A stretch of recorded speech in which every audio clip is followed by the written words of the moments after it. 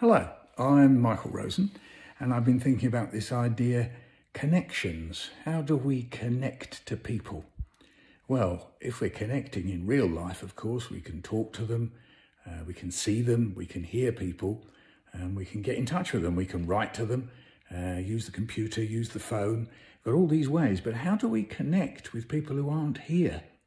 How do we connect with people who died or who we never knew even?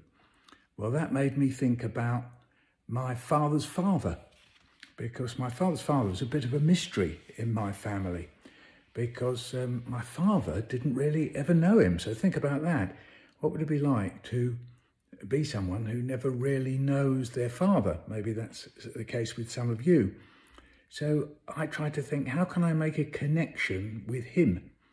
And one of the ways is to write. That's a fantastic way, really, because you can write imaginary letters to people you don't know. And you can also think about the little bits and pieces about that person that people talk about in the family. So this one is called Newcomers. My father came to England from another country. My father's mother came to England from another country. But my father's father stayed behind. So my dad had no dad here, and I never saw him at all. One day in spring, some things arrived.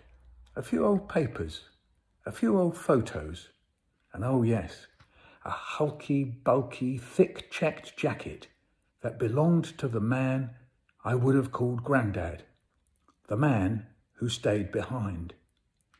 But I kept that jacket, and I wore it, and I wore it, and I wore it, till it wore right through at the back.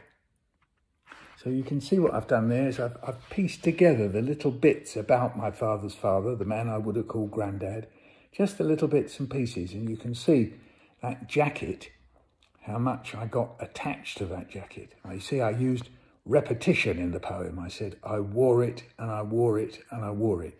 Repetition is very useful when you're writing of any kind, but particularly useful in poems. Best of luck with your writing. Bye for now.